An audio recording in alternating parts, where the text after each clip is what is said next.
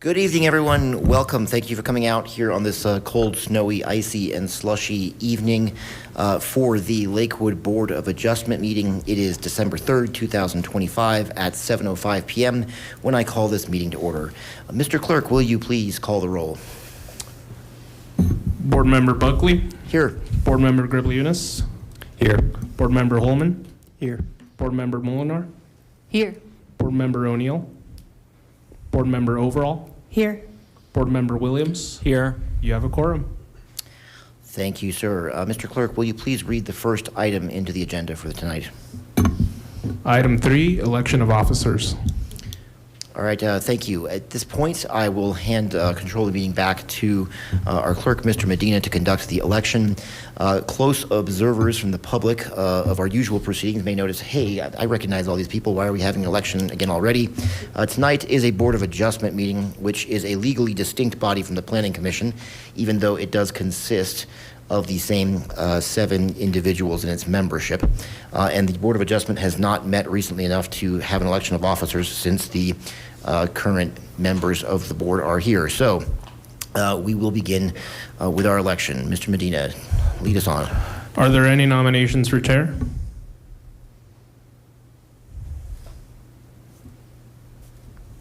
I guess I was just going to propose that we just use the same roles and positions for this as the other. And just to be clear, that would be Board Member Buckley That's as correct. chair? Yes. Are there any other nominations? Okay, I will do an aye or nay vote for Board Member Buckley as chair of the Board of Adjustment. Board Member Buckley? Yes. Board Member Gribliunas? Yes. Board Member Holman? Yes. Board Member Molinar? Yes. Board Member O'Neill? Board Member Overall? Aye. Board Member Williams? Yes. I hand it back to you, Mr. Chair. All right, thank you, sir. Now that I am officially and legally the chair of this board as well, I appreciate all of my colleagues for that. Do we have nominations for the vice chair of the Board of Adjustment?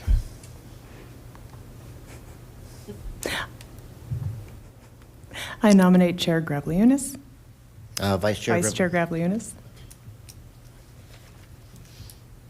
I second. All right, we will vote on that. Roll call vote, Mr. Clerk. Board Member Buckley? Yes. Board Member Gribliunas? Aye. Board Member Holman? Yes. Board Member Molinar? Yes. Board Member O'Neill? Board Member Overall? Aye. Board Member Williams? Aye. That has passed. Board Member Gribliunas is now the vice chair. All right, and for secretary next, I do have a very high regard for Board Member O'Neill, despite her current absence from the meeting, and so I will nominate her for the position of secretary. Is there a second? I'll second that. Chair Buckley, if I may interject. Yes. Apologize. So I just want a point of information for Sure. the board. The board is actually operating under the 2009 rules and regulations because the amended rules from 2021 were never formally adopted. And in the 2009 rules and regulations, the only officers that were elected were chair and vice chair for the Board of Adjustment. I believe this will change if and when the rules and regulations are amended to include a secretary as well. But I just wanted to make you aware of that note that Section 2.2 of the 2009 rules and regs only account for chair and vice chair. Okay, well, thank you for that legal note, Ms. Stanek. So our officer election is concluded then. We will not elect a secretary if it's not provided in the bylaws, although there is an agenda item I know later tonight to talk about an update to that. So we will probably return to this and other similar topics. Mr. Medina, our next item. Item 4, VM 25-0006, major variance at 898 South Wadsworth Boulevard. All right, thank you. I will at this point invite forward the applicant to give their presentation on this variance case. And please introduce yourselves, your names, and who you're with, and all that stuff. Of course, you got it. Do you need my address as well? if you want it or not, either way. Sometimes they do, so just want Yeah. to make sure. Hi, guys, I'm Lisa Foster. I'm representing Excel Energy tonight. Our address is 3500 Blake Street, Denver 80209. And tonight I have with me our legal counsel, Evan Singleton from Spencer Fane.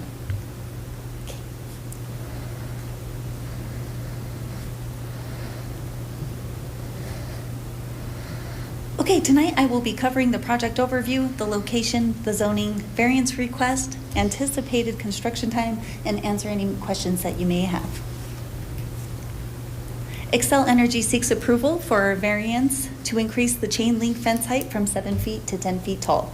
Excel Energy is requesting a variance from section 17.7.8.2, referencing table 17.7.4 of the Lakewood zoning code, which limits fence heights to 7 feet for public utility installations. Excel Energy is requesting this variance pursuant to section 17.1.7.1 of the Lakewood zoning code. The variance is needed in accordance with the North American Electric Reliability Corporation, NERC, and the Federal Energy Regulatory Commission, FERC, standards for security. These are necessary to deter unauthorized entry and protect our substation. The fence will be built in its current location. The construction will be done within the property boundary while utilizing an area outside of the fence for temporary storage of our construction materials and equipment. The project is expected to start in the winter of 2025 or early 2026 and take approximately 6 months to complete. As detailed in the application narrative, Excel Energy has determined that the 7-foot fence height standard does not provide adequate security for the substation given current threats, federal regulatory requirements, and other hardships identified in our narrative. Along with increasing the height, the 1 inch chain link fencing is a necessary security measure as it's harder to penetrate by metal projectiles and more difficult for humans and animals to climb or scale. Here we have an example of a completed installation using our new updated chain link fencing material. The following sections demonstrate how the project conforms with the approval criteria for a variance. The strict application of the regulation would result in practical difficulties, unnecessary hardship for owner. The property is surrounded by the northeast and west by open space and a public right-of-way. This creates a hardship on Excel in securing the property in accordance with the FERC and NERC regulations.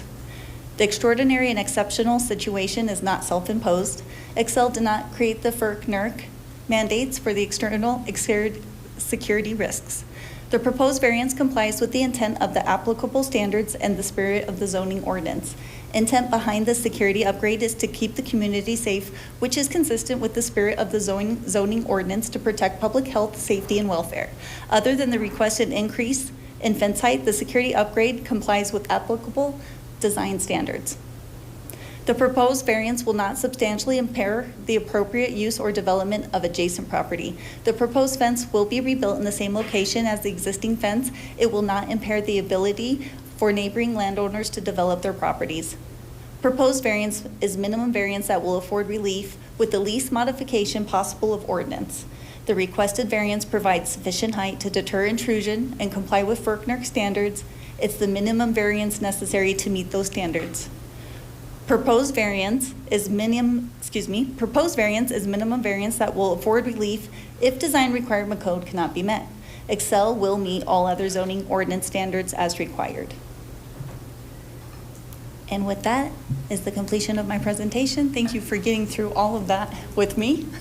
And I'm open for any questions that you guys may have. Yeah, thank you very much, Ms. Foster. Board members, are there any questions? All right, yeah, I'm seeing no questions. Thank you for the presentation. I dare say this is a very straightforward application, and yes, completely understand the rationale of this request. Seeing no questions, we'll have a staff presentation.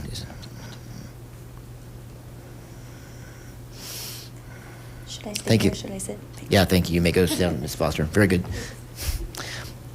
Mr. Rice, good evening.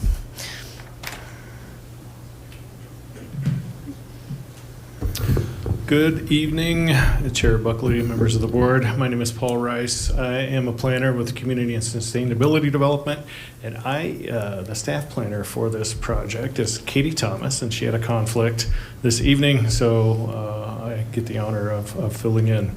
The request before you this evening is a variance to the fence height standard for 898 South Wadsworth Boulevard. The variance case number is VM 250006. Xcel Energy, represented by Ms. Foster, has actually been a discussion with staff planner for quite some time. They're going through evaluation of a lot of their facilities within Lakewood, and this specific site at South Wadsworth, they're looking to enhance the security. So they're asking relief from the zoning standards that limits fence height to 6 feet or and a foot of barbed wire, or a total height of 7 feet. And what they're requesting this evening is a 10-foot tall fence for this specific location. The variance process does a couple of things. It allows the board to review the application before them based on their criteria of meeting variance request, and it also opens the project to neighborhood involvement and review. In fact, we've had only two comments on Lakewood Speaks. They were prior to Thanksgiving, and both were generally supportive of the variance request. One asked for some landscaping changes and so forth, but they were both supportive of the variance request. And so if we go through this evening, the board actually approves the request. What does that mean? Xcel can move forward and apply for a permit. And they could do it tomorrow, because your decision this evening is final. In this graphic, the vicinity map, if you notice, kind of in the center of the layout, Xcel's site is highlighted in red. The site's approximately 5 acres in size. Not nearly all of that site is used for the facility itself. And that utility station has been there in some way, shape, or form since about 1955, so prior to incorporation in Lakewood. To the east and west, we have city parks, Belmar Park, Bonfil Stanton. To the north and northeast, you have multifamily residential, and to the south, you've got primarily single-family residential. Right off of Kentucky Avenue on the east side, there is actually one of the water district's office building there, right off of Wadsworth. Zoning for the area, again, multifamily to the north and northeast. You've got mixed-use residential zoning in those locations. The site itself, as well as Belmar Park and Bonfil Stanton, are zoned R112, which is large lot, single-family residential. And then the neighborhood to the south is R16, which is small lot, single-family residential. In analyzing the project, we've got two graphics there. One, we're standing in Wadsworth, looking east, taking a picture of the existing facility. And you can see up front the existing chain link fence, the barbed wire on top, and then the substation itself. And then the second is a graphic showing details of what fencing material, type, height, dimensions, and so forth that Xcel is proposing to replace that with.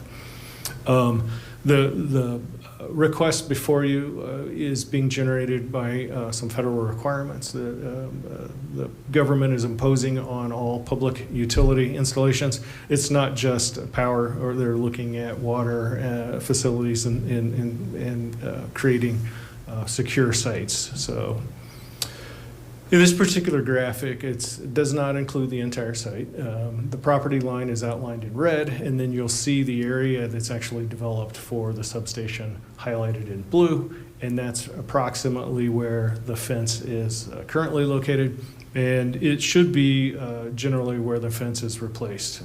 They may run into some unknown site disturbance things, and they may shift it a little bit, but generally the fence will follow the alignment that you see in this graphic. Existing, as Ms. Foster pointed out, there's a upgrade to an existing facility they have. It's essentially a chain link fence. It's taller. It's got a tighter mesh weave that you would find on something in someone's backyard. Public notification and referral. So we sent 579 mailings to tenants and property owners in the area. We notified 6 registered neighborhood organizations. Signs are posted off of Wadsworth and Kentucky Avenues. And we did a referral to our typical refer agency list. We didn't have any significant objections from those agencies. There are 6 findings, and Ms. Foster went over these. I'll go through them quickly for the board to consider when reviewing a variance. One is an extraordinary condition or an unnecessary hardship. The zoning ordinance limits fence height to 7 feet for utility facilities. The federal government is asking for additional requirements. It doesn't specifically specify a height, but the Excel group went through a process analysis for their sites not only in Lakewood, but statewide, and they're coming through and kind of addressing those site by site.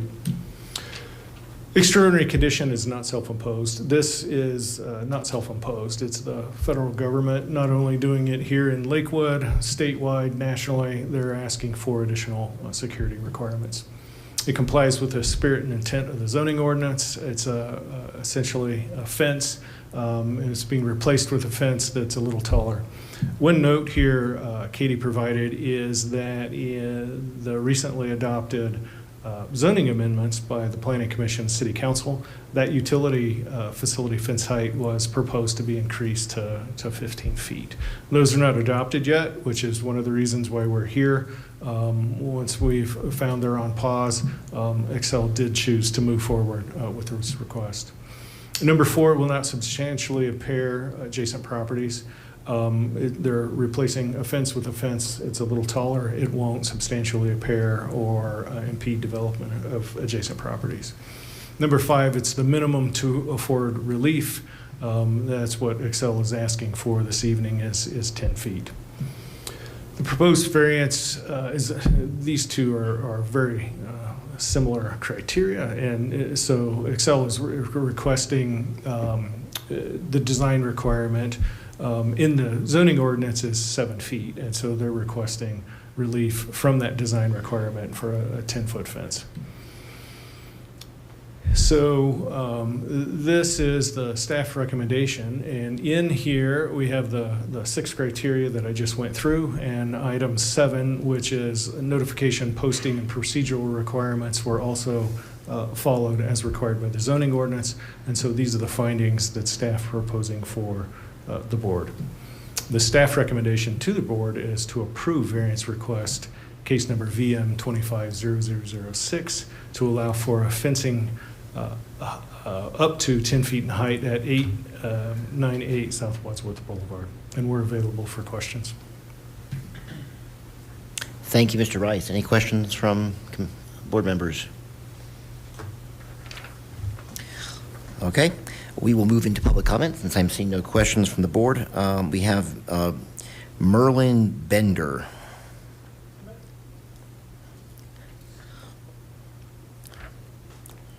All right. Mr. Bender, thanks for coming out tonight on the cold, snowy, icy evening. Yeah. Thank you. I'm Merlin Bender. I live at 7255 West Kentucky Avenue in Lakewood, Colorado, just across from Weir Gulch. And, you know, a couple of my neighbors talked about this, and I just wanted to mention the first thing that on that figure there, it says area of interest, and it's the footprint goes all the way down Weir Gulch there. We've been cutting that open space there for 20-some years. Excel doesn't come in there just once in a great while. If we call and call and call, somebody come in and take the hay out of there, and then we cut it with lawnmowers, and we've gone through lawnmowers that you wouldn't believe. And we do that because we want that defensive fire barrier back there. And so the first thing is I have no problem with the 10-foot fence, that type of thing. I do have a problem with if they extend that 10-foot fence all the way around. There's no way that we could get back in there to cut it and that type of thing. What's really happened in that area over the years is when I moved in there in 2002, there were hardly any riparian trees back there or anything, but it's just gotten really overgrown, and in particular, there's a lot of American elm trees back there. and they seed all over the place. And we're always worried about fire out there. We've had 3-4 fires. There's been firecrackers lit back there, bottle rockets, that type of thing. Excel did have a fire back in there about 15 years ago, and it burned down one of those telephone poles. They did knock it down. They had a fire hydrant that they put in right there by the fence. It was painted yellow, and then took that out. And I don't know if that was an ozone type fire hydrant special for what they were doing or whatever. And then they put another fire hydrant across from Weir Gulch on the north side of Weir Gulch to help fight fires back in there. If there's going to be a fence put in there or whatever, the firemen can't access from the south side. They couldn't get across or whatever. That's a high-pressure fire hydrant or whatever. Talk to the guys there. It's pretty important for fighting fires on our house or our street on Kentucky Avenue there. So the other concern that we have is we have a lot of homeless people that go through there, and they tent there. A lot of them are migrants, or what I should say, they're drifters that move through. They're there for a night or two, and then they go through, and they do burn propane in their tents in the wintertime and that type of thing or whatever. We got a lot of concerns with that. Then the other thing is that's really changed over the years is the sound level. There was hardly any traffic on Wadsworth 25 years ago. Well, now, if you go to homes.com or whatever, it's those homes around there are listed for high sound because of all the traffic, not only coming down Wadsworth, but also on Kentucky Drive, which is on the north side of Weir Gulch there. So those are some of the concerns we have. I'm not sure, I was a little confused when they were saying they're going to put a 10-foot fence and take the barbed wire off the top of it, or I don't know if they are putting barbed wire on top of it or not, but to me it's easier to climb over the top of a 10-foot fence without barbed wire than it is a 6 or 7-foot fence which has barbed wire in there. We do have a lot of teenagers that do come out of those apartments to the north side there, and believe me, there's been a lot of interest in playing in that Weir Gulch right behind me there. I could talk all night long, but that's just some of our concerns, and just wanted to voice those. Thank you for letting me speak. Yeah, thank you, Mr. Bender, for coming out. Is there anyone else who would like to speak for public comment? I have no one else signed up, and I'm seeing no one else present in the room who wishes to speak. So therefore, I will close public comment. I think it may be appropriate that Mr. Bender raise a few questions if Ms. Foster could come forward once again and speak to some of those issues. I heard a couple themes that Mr. Bender just brought up about Excel's maintenance of the landscaping and the grass and trying to prevent fire risks, and the comment about the barbed wire and the fence height. If you could kind of address each of those points in turn, it'd be greatly appreciated. Sure. To Mr. Bender, I can absolutely put that property with our vegetation management. We have a team, and I can make sure that this property is listed to be taken care of going forward, so that the neighborhood, and if you would like, you can have my contact information as well and email me if there's ever a problem, and I can have the vegetation management go out and handle that. As for the barbed wire, there won't be any barbed wire on top of the fence. That's why we are increasing the height. Evan, do you want to speak any further on the reason for that? And please come forward, sir, if you wish to speak. Have legal speak. Yeah, and Ms. Foster, Mr. Singleton, yeah, please speak into the microphone. Of course, Evan Singleton. I'm an attorney with Spencer Fain. I'm outside land use counsel for Excel. And I can't really get into specifics in terms of what Excel determines is, the best security method for a specific site. But what I can speak to is under the FERC standards, they have to have an internal security policy that's subject to vetting by an independent third party. And that's what's driving these changes across the country, or the state for Excel, and the country actually. But they've determined internally that this smaller mesh 10-foot chain fence is actually more difficult to scale and a better deterrent than the existing barbed wire fences. And we are replacing barbed wire with this exact same fence throughout the state of Colorado right now. So that's really all I can speak to, is that it's, been determined through an internal policy that's gone through third-party vetting pursuant to the reliability standards that are the federal mandates we're following here. Okay, yeah, understood. And what is the size of the opening of the mesh that you're using on this chain link fence compared to a standard chain link fence? So this is going to be a 1-inch mesh. I think standard is 2.5, but, or 3, yeah, but I'm not, don't quote me on that. Sure. Yeah, that larger size. Yeah. Yeah, that strikes me as about right. And it's also a heavier gauge as well, so much more difficult to cut. Yeah. Okay. It's a robust fence. Sure. Okay, well, yeah, thank you very much for that.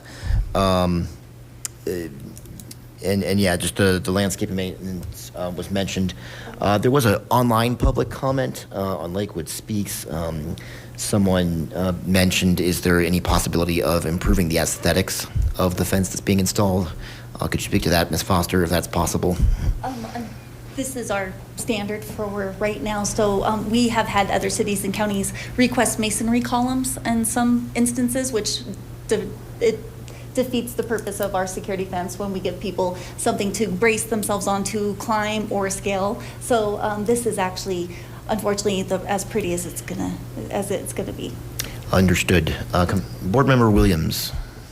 Thank you, Chair. I just was wondering if you, Ms. Foster, could help clarify for me, and I apologize if this is in the materials, I'm just not quite finding it.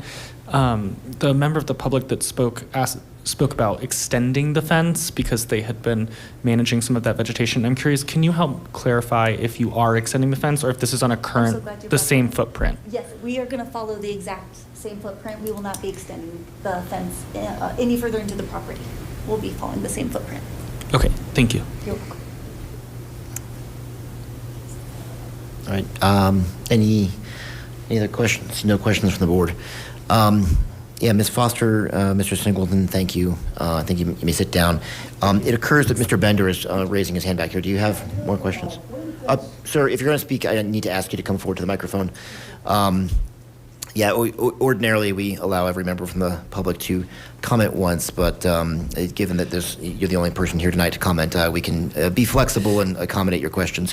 What came to mind is, I mentioned it just a little bit before, the noise thing or whatever. I don't know if you can put some solid sound panels or something on it that can make it slippery or something so people can't get in there and climb up on it or something like that. That's just one thing. And then the other thing is, our neighbors are really worried about, this is a central location. We're worried that Excel or somebody's going to end up storing trucks in there, diesel trucks, more flammable material, something for teenagers to get into and that type of thing. Is if they're going to be sure to not extend the fence and make that into a parking lot for other utility vehicles, that type of thing. There is a road around back there. We see a lot of utility vehicles in there. We have no problems. I've had them even come through our yard from the south side, that type of thing. They do have that place they got to yank down to pull down the feeder line, and we understand that they got to get in there and work on that. They've been very, very cordial. I tell you, Excel is great to work with back in there. Just, we just don't want a whole bunch of diesel trucks or something sitting overnight in there. That would be a bad deal. All right. Thank you, sir. Ms. Foster, if you have any reactions to those comments, you're more than welcome. Yes, I want to put to ease some of your worries, Mr. Bender. If at this point there will be no diesel truck stored on site, if Excel wanted to extend that fence out in the future, we would have to have another public hearing, and you could meet me here, but I promise no diesel trucks are going to be stored on site. All right. Thank you, Ms. Foster. I'm seeing nothing from the board members. Board members, does anyone have a motion to make on this case? Board Member Grebliunas. I move that the Board of Adjustment approve planning case number VM25-0006, a major variance for perimeter fence at 898 South Wadsworth Boulevard. Second. Any discussion? All right, yeah, I will say that I am very comfortable voting in favor of this variance. The need for security around this kind of facility is obviously understood. The fence that's proposed, I can see the security benefit due to the smaller opening of the making it harder to climb a fence and the taller height. It does make good sense, and Excel needs this to protect important infrastructure for our community that's been there for a long time and certainly needs to be protected. Yeah, this is a very rational request. I have no hesitation supporting this. I think it meets all of the criteria in the zoning ordinance and is certainly in the public interest. Any other comments? Seeing none, I will ask you to cast your votes. A yes vote will be to approve the variance request. A no vote will be in opposition to that. And that passes 6 ayes, 0 nays. Ms. Foster, congratulations.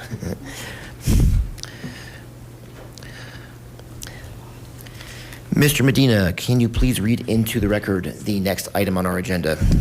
Item 5, approval of minutes for November 2nd, 2022. All right. The Board of Adjustment does not do very many activities besides hear variance requests, which are rare, and hear appeals of certain decisions that the planning director makes, which are also very rare. And so we now have a phenomenon. The Board of Adjustment has not actually met in 3 years. So the meeting minutes we are approving as a matter of course to get them officially into the record from the last Board of Adjustment meeting was just over 3 years ago, when I think only 2 of the people who are here tonight on this board were actually board members back then, myself and board member Grebliunas.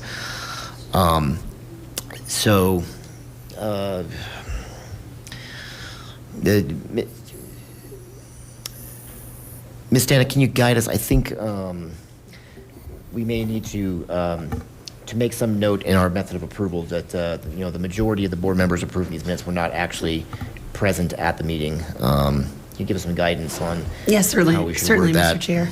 Yes, so my advice tonight, because, again, as you already mentioned, only 2 of the 6 board members present tonight were on the board back in November 2nd of 2022. The way to rectify this would be to have someone this evening make a motion to approve the Board of Adjustment meeting minutes from November 2nd, 2022, subject to the recording, which will be incorporated herein. By using that language, essentially the board is not saying, yes, these minutes are correct, or no, they're not. They're saying they are approved subject to the recording. So any deference for the meeting minutes from that November 2nd meeting will just be to the recording, which we will keep on file. That sounds great. Board Member Williams. I move to approve the Board of Adjustment meeting minutes from November 2nd, 2022, subject to the recording, which will be incorporated herein. Second. We have a motion and a second. All right, please cast your votes. A yes will be to approve the minutes subject to the recording. That passes 6 ayes, 0 nays. Mr. Medina, our next agenda item, please. Item 6, Board of Adjustment rules and regulations. All right, for this item, Mr. Rice or Ms. Stanek, did you have any presentation or commentary to get us started? Just briefly, I do not have a presentation, but Mr. Rice and I, and Mr. Medina as well, when this meeting was going to be scheduled, we actually went back to try to figure out what rules and regulations would be operative for this meeting. And when we went back, we had a draft rules and regulations document that was in the works with this board back in 2020 and 2021. And so previous iterations of this board had made a number of amendments, and we had that draft document, but we could not locate a signed and approved updated rules and regulations document. So I think what happened, or what we believe happened, was there were a number of meetings of this board that coincided with meetings of the Planning Commission to revise the rules and regulations for each body, and the Planning Commissions were approved and signed by the appropriate officers. The Board of Adjustment did not, my guess is, did not meet and actually approve that the document for the rules and regulations for this board. So we're at this time, to our best guess after reviewing the old meetings from 2021 and 2022, this board is still operated under the old rules and regulations from 2009, which are dated. There are obviously references that are no longer applicable. The election of officers, as I mentioned, doesn't contain the secretary. There's still reference to Robert's rules and a few other things that don't really align with the modern Board of Adjustment, procedures. So that's just a backstory as far as what conclusions we came to. Okay, so the process going forward, it sounds like, would be that the Board of Adjustment would need to meet again at another time, I presume when it is noticed that we'd be voting on the matter, to properly adopt updated rules and regulations, and we may want to consider further updating even the draft we have from 2021 or so, because I can think of several things that have changed since then. And then after we adopt that, does that need to be approved by the City Council? We had this issue come up earlier in 2025 with the Planning Commission's rules and regulations. The Planning Commission had adopted new rules around the same time period we're talking about now for the Board of Adjustment, but the City Council had never ratified them, so to speak, and so the City Council actually ended up doing that earlier this year after a delay of several years. Yes, yeah. So that's a good point. What will happen probably this year, but I don't want to commit to it, but the Board and Commissions chapter in the municipal code is actually going to undergo updates and amendments as well. And one of the amendments will be that the City Council is going to have to approve all bylaws or rules and regulations for all the boards and commissions. We're going to standardize that practice. Right now, the Historic Preservation Commission is actually the only commission that required that their rules and regulations be approved by City Council. That was in Title 17 of the zoning code. So that was sort of an outlier, but it is best practice to have City Council adopt any board and commission's rules and regulations or approve them, essentially. So right now, there is no codified requirement that City Council approve the rules and regulations, but there is a situation where once this body wants to adopt rules and regulations, it is best practice to send them to City Council. Alternatively, that board and commission's code may be updated and might mandate that those be sent to City Council. Okay. So it sort of depends on how long the board takes to formally adopt rules and regulations, and in line with what we just did with the Planning Commission, it's very likely that those will go to City Council for approval. Okay. Certainly I would feel better if the City Council does approve the bylaws here. It seems to give them some extra weight and therefore greater certainty in it for all of us and for everyone who comes before this board with a case in the future. Another question, I guess, to the substance a little bit. You mentioned a few things, Bob's Rules of Order, and just some of the outdated procedures. I think a lot of that stuff was updated in the 2021 draft that I've seen. Is there anything from that 2021 draft to now that needs to be updated in addition to what needs to be updated from 2009 that is on our radar? So I should have gone through and kind of had a bullet point list of items. I reviewed these quite a while ago, and I do believe there were a few other provisions that we want to standardize among all boards and commissions. So I think there were a few additional changes that staff was going to propose. I just don't have that list right now. What I can do is work with Mr. Rice and come up with a list of suggested revisions or amendments that we think are appropriate, both not only for the Board of Adjustment, but just again, as we're standardizing these rules and regulations for these bodies. Chair Buckley, may I make a suggestion? Go ahead, Mr. Rice. One of the things that we could do, so the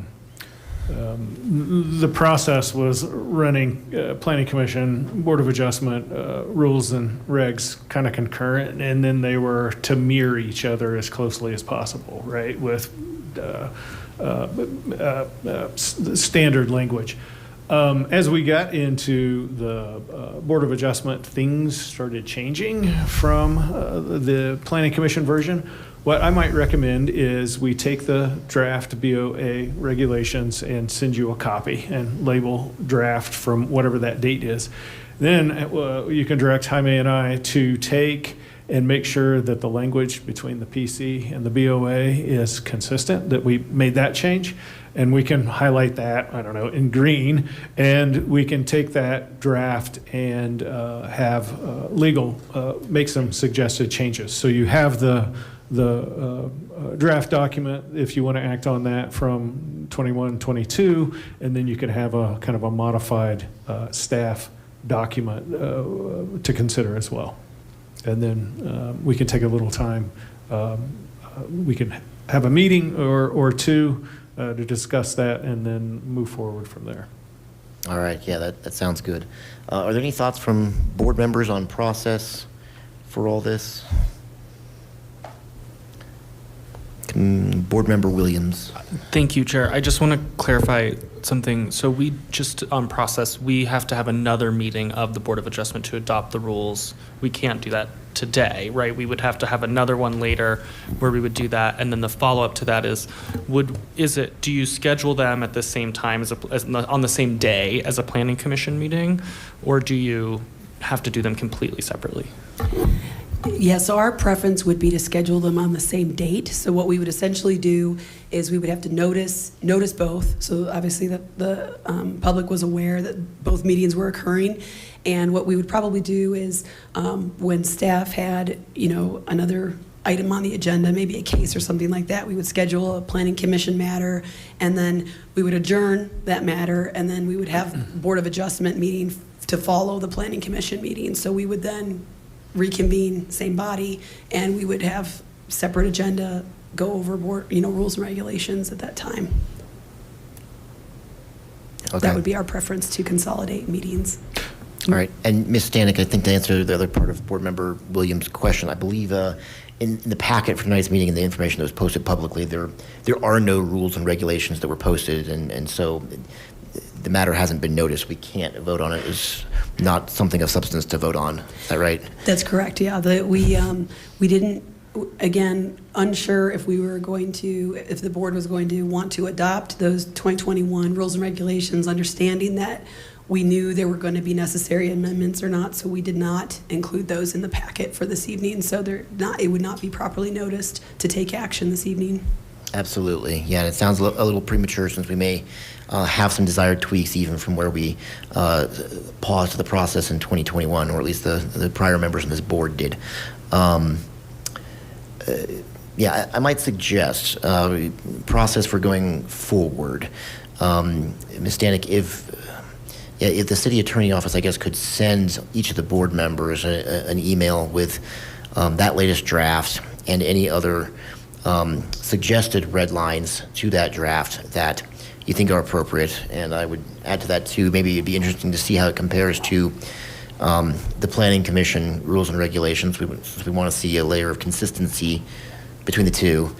So we can compare all those documents, and then that way we can come to a future public meeting of the Board of Adjustment, talk about the staff suggested red lines and the whys and the wherefores of the staff suggestions, and there'd be an opportunity for board members to make their own suggested red lines and edits, and we can have a full hearing with motions for amendments and so forth. And then if we like where it's at, we can adopt, or if it needs more work, we can come back for yet another meeting. Is that a reasonable process for staff and for everyone up here? Yes, and I'll work with Mr. Rice. I'll make sure that that both staff and legal have reviewed those rules and regulations for content and consistency when we send you all a draft. Okay, great. And is it too soon tonight to ask for a date that we could schedule that Board of Adjustment meeting where we come back specifically for this purpose? I guess we could do this a few ways. We could come back at a meeting for this purpose, or we could try to do it after another Planning Commission meeting. But that maybe depends a bit on what the upcoming agenda and caseload for that body is, which is not something I have before me. So could be a few ways we do that as well. Mr. Rice. Would you like some update on that? Certainly. So this is the last meeting for 2025. Based on kind of consultations and cases that have come into the group, we probably wouldn't get another meeting date before either the Board of Adjustment or Planning Commission until late February, March of 26. So if you want a little bit of a break, you have it. And then if it pushes out into March, typically that's when we do election of officers, and we could do a joint. So nothing for either body for January or February, early February at least, for 26. So think about that when you might want a next meeting date. All right. Well, my reaction to that, and this is just my own personal opinion, and as always, I am open to other suggestions and the will of the board, but if we've got a little bit of a break, great, maybe we can take one in January and come back around February for a Board of Adjustment meeting just for the purpose of these rules and regs and see if we can get that completed when we're not too busy on other agenda items, since it appears we have a light caseload at the beginning of 2026 at the moment. Are others open to coming back around February for such a meeting? Board member overall. Thank you, Chair. So that would mean that we're having a specific meeting just for the board, not tacking it on to a commission meeting. That is what I'm suggesting, yes. Is there a reason why you would be opposed to combining it to a March meeting?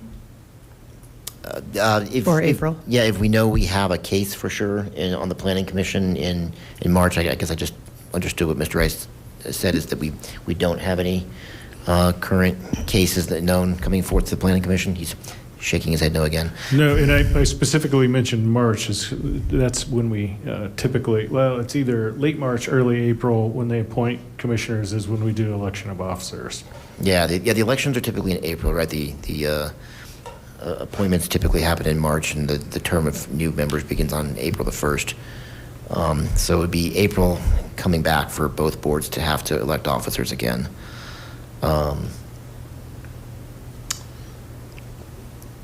So if we're,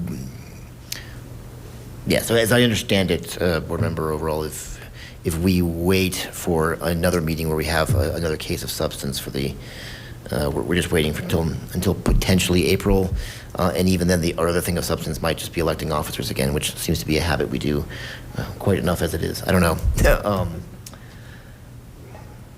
I am open to waiting till then if other members think it necessary, but just in the sake of getting something done, we have several months here where we can focus on a thing and get it done while we don't have a lot of other workload.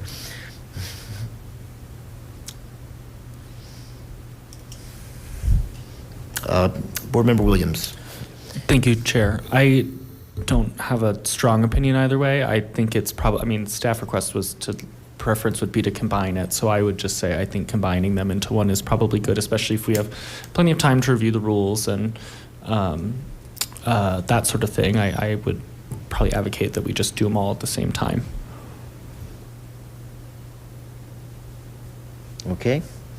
I'm seeing some other head nods from board members. So yeah, we can combine it all at once. That's totally fine with me. It leaves a little bit of a question mark if we don't know the timing of what we're combining it with, but I guess events will reveal that to us if that's our course of action.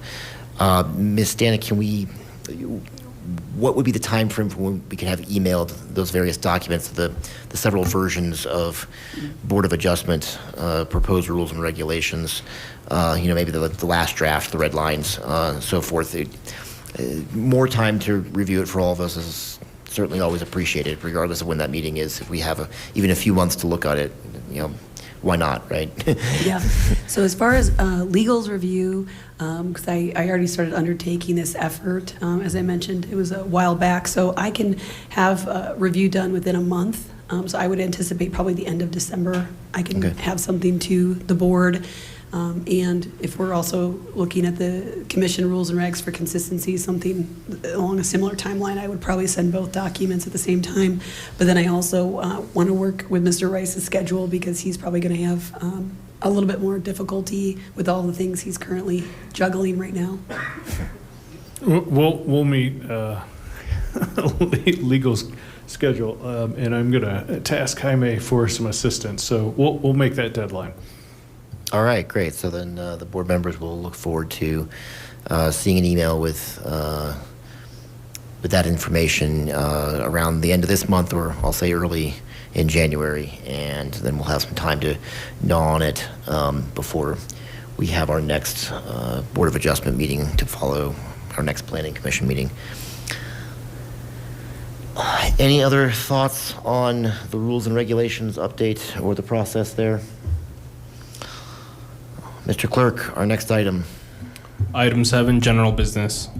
All right, under general business, we got ahead of ourselves a little bit and talked about our upcoming set of meetings, which, Mr. Rice appears to be middle, right? We have nothing else besides the rules and regulations on the docket for the Board of Adjustments.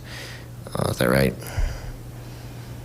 Correct. All right, yeah, and if I can use a Board of Adjustment meeting to ask about Planning Commission, we've, as you just said, there's no upcoming cases, so we will